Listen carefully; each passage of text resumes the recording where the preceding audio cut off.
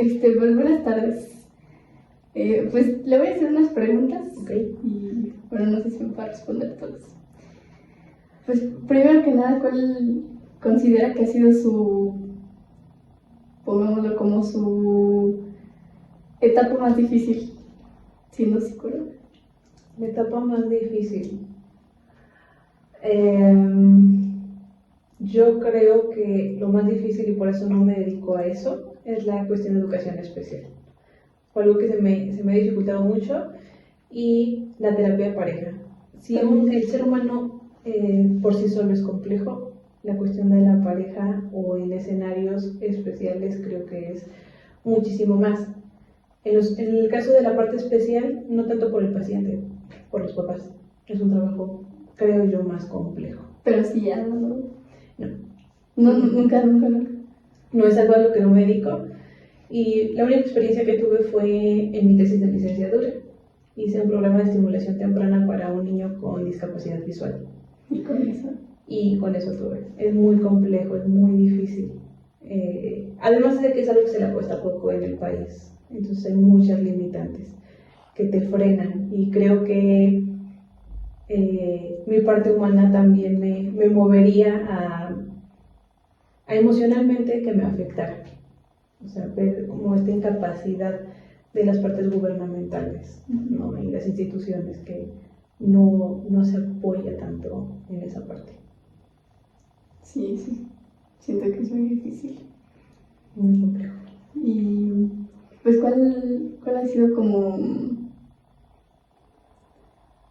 la experiencia más, o bueno, has tenido alguna experiencia así que tú digas como que ya no quisiera seguir con la profesión?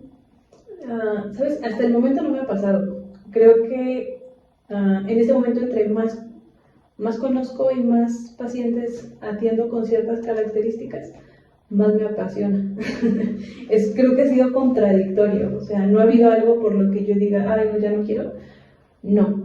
Creo que entre más en la parte de la parte privada te llegan, o me llegan en ese caso pacientes con características que te enseñan en la escuela de libro, de diagnóstico, de DSM,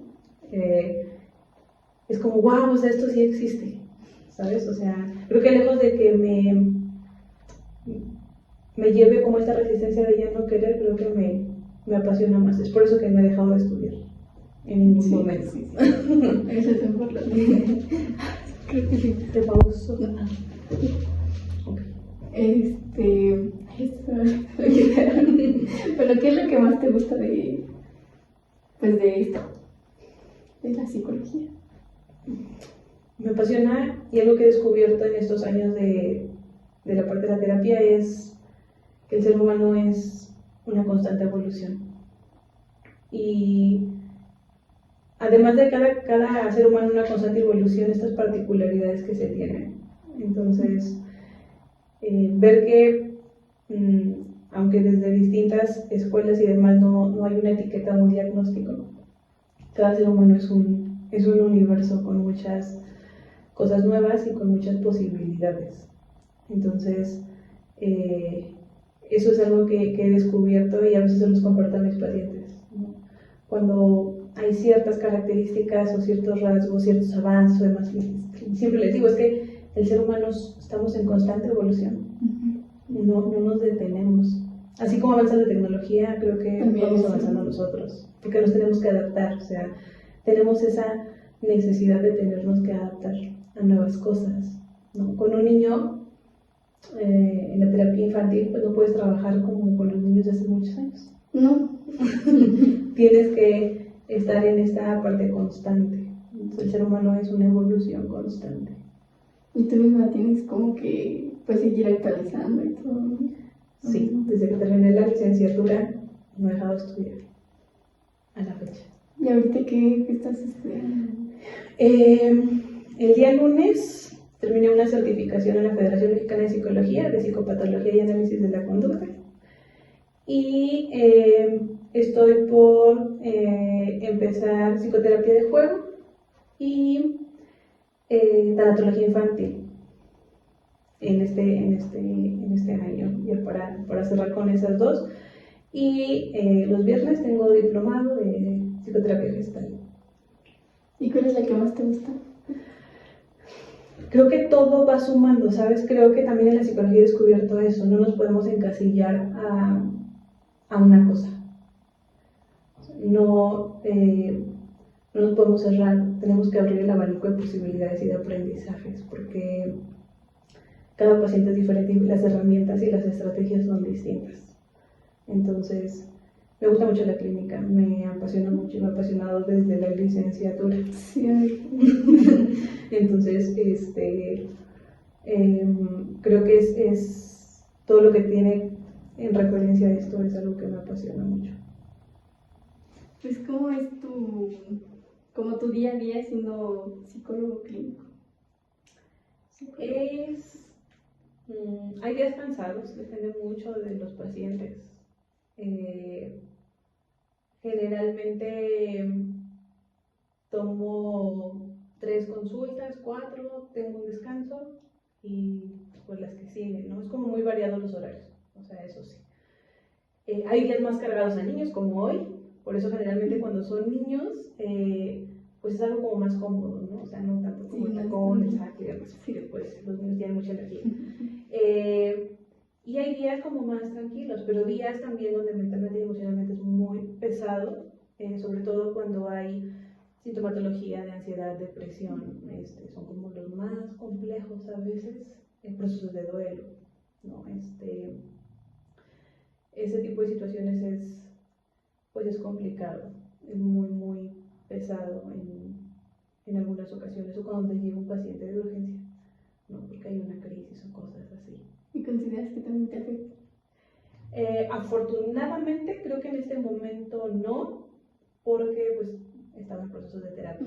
Entonces, cuando siento que algo no me está conectando conmigo, es cuando prefiero decir no y los canalizo y entonces entro a mi proceso terapéutico, lo trabajo y entonces ya regresamos, ¿no? Porque algo que he aprendido en estos años es que hay que tener esta congruencia. No puedo hablar del paciente de algo que no hago yo. Entonces, por propia salud mental, prefiero que sea así. Sí, yo creo que es lo mejor. Pues, ¿tú qué les recomendarías si estuvieras frente a alguien que quisiera estudiar psicología, estuviera estudiando? ¿Qué le dirías? Que es un gran compromiso. Sobre todo en el área clínica, desconozco cómo son el resto de las áreas, porque no es mi fuerte. Pero en la parte clínica es un gran compromiso. Es un gran compromiso primero personal, porque tienes que hacer todo tu trabajo, adentrarte, diría Carlos Jung, a tus propias sombras, ¿no? Todas estas cosas que tú tienes que trabajar y que sanar para ser un espejo nítido para el otro, para poder ayudar al otro. Trabajar mucho en ti para cuidar los juicios, tus propios juicios, tus cargas, tus creencias, y no imponerlas en el proceso de terapia. Es una gran responsabilidad porque creo que es un gran compromiso en la actualización, en leer, en estudiar. Esto es algo que nunca se acaba. Tanto que a veces tienes que renunciar a ciertas cosas sociales por la preparación. ¿Tú has renunciado? Sí, porque durante la maestría, yo tenía maestría viernes, sábados y domingos. Los viernes era de 4 de la tarde a 8 de la noche, los sábados de 8 de la mañana a 8 de la noche y los domingos de 8 a 3. Entonces fue un proceso de 3 años de maestría, así. Los 3 años con el proceso terapéutico. Entonces sí, claro, y ahorita pues con las clases generalmente son 2 veces a la semana, pero ahorita que empiezo 2 certificaciones pues es de lunes a jueves, ¿no? Y los viernes el diplomado. Entonces generalmente las clases son de 6 de la tarde a 9 de la noche. ¿Estás dando clases en...? Yo las tomo. Ah, no, clases no es como muy fuerte, la verdad. Pero es un gran compromiso porque te lleva a seguir haciendo tareas. O sea, finalmente, por una parte eres la parte profesional y por otra parte eres el estudiante que sigue actualizándose, ¿no? Entonces, hay que hacer tareas, o sea, hay que cumplir con las responsabilidades propias y no porque los maestros te lo exijan, ¿no? Además, realmente es una responsabilidad, ¿no? Que tú asumes al seguir preparándote. O sea, es así, y es un gran compromiso porque, como se ve en los principios de la carrera, es leer, y leer, y leer, y nunca paras de leer, ¿no? Entonces, creo que es como de lo más fuerte, ¿no? O sea, tener esta convicción, y sea para el área que sea, creo que la apasiona a lo que haces, para que entonces tengas este sentido de seguir preparándote, ¿sabes? O sea, que no te pese, sino que lo disfrutes. Y bueno, en todo lo que llevas estudiando, ¿cuál crees que fue la etapa más pesada? La maestría. ¿Maestría? Sí, muy pesada porque ya estaba trabajando, había muchísimo que leer, mucho. Los viernes pues era salir del trabajo, irte a clases, ¿no? Los sábados pues levantarte temprano para las clases, terminar tarde, pues domingos igual, ya te queda un cachito de domingo, entonces al lunes regresas a trabajar, entonces creo que eso fue lo pesado de alguna manera, pero también de grandes satisfacciones, ¿no? Mucho, enfrentarme a un examen recepcional otra vez después de la licenciatura, porque finalmente somos parte ya ahora del área de la salud y pues te piden la titulación por tesis. Entonces, creo que eso fue como lo más pesado dentro de la preparación como tal. Y hablando de la ética, ¿tú crees que la ética también te afecta? Me afecta, no, creo que es un gran aliado, ¿no? Y es algo que a veces, o más bien siempre se lo digo a todos mis pacientes, sobre todo la parte de la confidencialidad. ¿No? Yo les digo que estando aquí es el área donde soy el profesionista, soy la parte que está para ayudar, pero allá afuera pues soy una persona como cualquiera, ¿no? Porque de repente me llega a pasar que me encontraba a los pacientes y se volteaban. A mí me daba la impresión como esta parte de la pena, ¿sabes? De lo que a veces se trataba en las sesiones. Y yo les hacía mucha hincapié, o sea, finalmente hay una parte confidencial, ¿no? Entonces, creo que la ética profesional es algo que se vuelve un gran aliado, sobre todo ahorita con tantos casos de usurpación de profesiones y demás. Y creo que más que miedo es pues un punto a nuestro favor, porque pues al estar más controlados, al poder, yo a mis pacientes, y sí he tenido pacientes que me dicen, ¿no puedes mostrar las cédulas profesionales? Sí, claro, puedes buscarme cédulas profesionales y te van a aparecer las dos cédulas. Les hablo del registro que tengo en la Federación Mexicana, lo buscan y se van a encontrar, ¿no? O sea, finalmente, siempre se los digo a los pacientes, no es en esta parte de ego o de que llamamos, sí, no, sino que sepan que pues están ante un profesional, ¿no? Entonces creo que la parte de la ética profesional es algo que se cuida. De hecho, en la federación son cursos que incluso se nos dan de seguir cuidando esta parte ética, ¿no? De cuidar la parte jurídica, la parte legal, de qué hacer cuando nos llegan cuestiones en casos legales, ¿no? Y demás. Entonces son casos o situaciones que a mí no me gusta vivir, pero que por algunos pacientes de situaciones que tienen en casa, pues nos toca vivir, ¿no? Entonces, literal, cuando te dicen que tienes que tener de amigo un médico, un sacerdote y un abogado, sí. Y cuando nos dedicamos a esto también, porque las cuestiones legales dentro de la clínica también nos tocan. O sea, también es parte. Sí, porque si tienes, por ejemplo, una situación donde hay un divorcio y resulta que el niño llega contigo antes de este proceso de divorcio y entran a juzgados y demás, pues te va a llegar este requerimiento, ¿no? Entonces, pues, yo no soy abogada, entonces pues yo tengo que contactar a la abogada y decirle, oye, me llegó esto, porque pues hay que dar respuesta rápido y pues ya ella se encarga de eso, ¿no? Entonces, también son temas que, si bien no somos abogados, pues tenemos que conocer como un poco, ¿no? Entonces, ¿por qué nos pasa? Y no nos podemos bloquear y decir, oye, ¿qué es eso?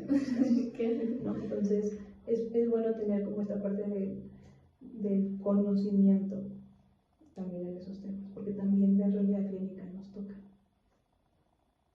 Y bueno, nunca, bueno, es que a mí como que me ha pasado que he llegado a tener como conflictos con mi familia, como que sabiendo pues cosas así como del machismo y todo eso. Nunca te ha tocado hacer como un conflicto dentro de tu familia o algo así. ¿En qué sentido? O sea, ¿por estudiar o cómo? Ajá, pues como que, sí, como te digo, pues como que por los comportamientos y eso que pues tienen a veces las familias, porque a veces llegan a ser machistas o algo así. Y nunca te ha tocado así como que llegar a ver a alguna persona así, pues tú decir. Sí, y sobre todo cuando vienes de este tipo de creencias familiares que llega a chocar. Y es por eso la importancia del propio proceso terapéutico, ¿sabes? Entender hasta dónde me toca y hasta dónde ya es una responsabilidad del otro, que es algo que yo creo que en lo general no tenemos, hacernos responsables de ciertas cosas. Y yo podría estar o no de acuerdo, ¿sabes? Pero a veces cuando el otro tiene una perspectiva distinta, ayer escuchaba a un psiquiatra justamente que hablaba y decía, hablar con mentalidades tan cerradas o con estilos de crianza ya muy establecidos, decía, es como pelearte con un edificio en llamas. No va a cambiar. Y entonces creo que es ahí donde viene mi responsabilidad y mi autocuidado de decir, ¿vale la pena desgastarme o no? Algo que yo he aprendido en mis propios procesos de terapia es lo que yo no voy a poder hacer cambiar el otro, pero sí que voy a hacer cambiar yo, que voy a decidir yo a partir de eso. Sí, puedes cambiar. ¿Y hacia dónde voy ahora? ¿No? Porque es muy complejo. Hay muchas cuestiones todavía a nivel cultural que hace falta mucho por cambiar. Mucho. Yo siempre he pensado que el machismo sigue estando, solo que se ha modificado. Ahora pareciera a veces conductas más pasivo-agresivas, ¿no? Pero sigue estando. ¿No? A veces en el mejor de los casos, la cuestión de la manipulación, del chantaje, tipo de cosas, o sea, finalmente van siendo, incluso la parte del lenguaje, ¿no? Entonces, yo sí creo que nos hace falta mucho en ese sentido, pero ya no se ve como antes, pero eso no quiere decir que ya no existe. Sí, pero sí. Entonces, creo que no le toca al otro, a veces me toca a mí, qué es lo que voy a hacer.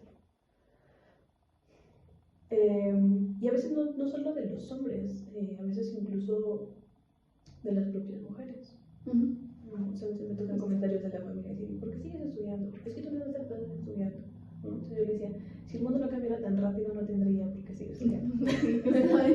Si no se olvidan tantas cosas, no tendría por qué seguir estudiando. Pero creo que cuando vives realidades muy distintas, y siempre he creído que es parte de la educación te abre un panorama y un mundo de posibilidades. Y entonces cuando te das cuenta que el mundo no está solo cerrado a lo que está en tu cabeza, sino que hay muchas otras cosas. Pero a veces esta resistencia de decir, esto es lo que es, si mi pensamiento es cuadrado, va a ser muy difícil. No, pero entonces me toca respetar la mentalidad del otro y decir, bueno, no lo comparto, pero lo respeto. Aunque yo no vaya a recibir lo mismo, porque siempre se los digo a veces a los pacientes, no siempre vamos a recibir lo que damos, porque el otro no está en la misma situación o en la misma conciencia que yo, pero eso no es mi responsabilidad. Exacto. Y eso creo que es algo muy importante, y siempre entender primero mi responsabilidad, asumir mi responsabilidad, no la del otro. No vivo por el otro, ni decido por el otro, decido por mí.